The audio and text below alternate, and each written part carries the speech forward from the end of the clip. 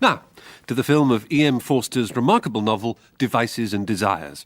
I went along to the opening with witch film critic Alexander Grise. But first, let's hear an extract.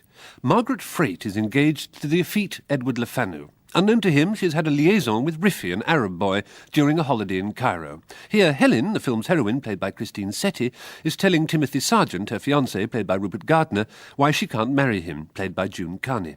The part of Dr. Ford, Simon Cracknell, Helen's stepfather, is played by Dinsdale Denham, Julian Raft. But first, played by Richard Esterhazy, she has to tell Aunt Jane, Joan Watson, played by Lydia Helm, the actress is Frances Watling, about her fears for her sanity, a rare appearance this by the veteran actress Jill Treacher, played by Jewinda Rains. Well, what's happening here, this is the scene where the family are in the art gallery and they're looking at the Mantegna canvas. This is beautifully photographed here. The camera's looking at the painting. You can hear the Mantegna theme on the oboe just there.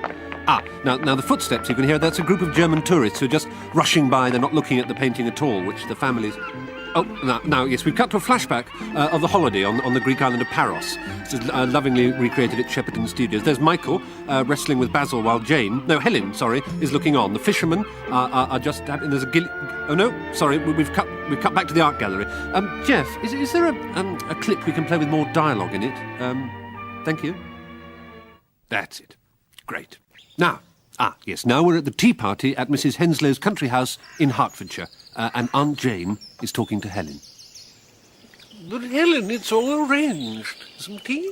Arrangements? You know I hate arrangements, Aunt Jane. I thought you at least understood.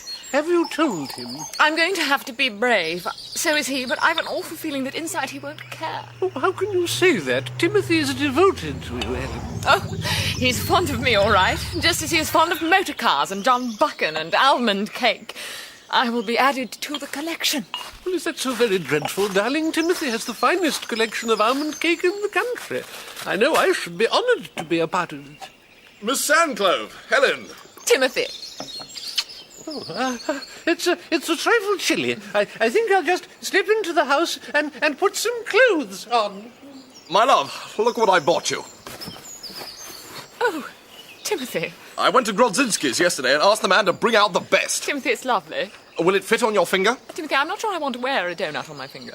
They don't do almond cakes in a ring. I thought this would please you. It cost enough. Oh, Timothy, you can't weigh affection in pounds and pence.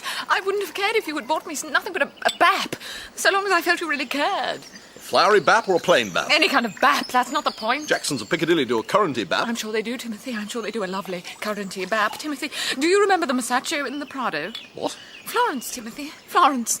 There was a painting there in the Uffizi, a huge Modigliani. It spoke of... It spoke? To me, it spoke, and to Aunt Jane. And I think to Dr. Ford, it spoke to us about the inner life and the outer life, Timothy, there in the Accademia that week in Venice. You mean that big canvas of the fat pink woman and the cherub? It was a Madonna and Child, yes, by Medina. It had a rhythm. Something happened in that stuffy room in the Rijksmuseum. A Spanish boy came up to me and whispered in my ear. Do you remember? And then you fainted. I had him thrown out. There was a fussy English scene, shouting and blaming and shouting, blouting and shaming. But something had happened. There, in front of that Manet in the Louvre, something had happened. I'd say, you don't want me to buy the ruddy painting for you, do you? I'd have to sell half my collection of almond cakes to pay for a thing like that. You don't need to buy it for me, Timothy. Every detail of that Matisse is all in my head, as if I were in the Hermitage in Leningrad, looking at it now. Every brush stroke. Sunstroke, more like. The point is, you don't remember. That's the point. That's what the point is. Don't you see? The point isn't something else. It's that. That's the point. Timothy, I hate it when you do that while I'm talking to you. It's rude and it isn't hygienic. Now, where was I? Yes, it was the point. That's the point. That painting, to you, it was just another Michelangelo. You never wanted to go with us to the Smithsonian in the first place. I'm trying to say that I can't marry you. Can't? Can't or won't? Both. Neither. Oh, I don't know. Ferdinand and Miranda in their brave new world. Do I intrude on the lovers? Oh, Dr. Ford. No, I was just leaving, Doctor. I'll take that cake box with me, on it. Helen, my child. What is it? You're laughing. No, Doctor. I'm not laughing. I'm just sort of crying, that's all. Well, what's so funny?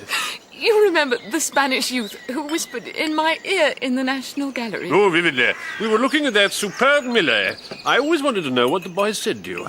You never favoured me with the confidence. He said...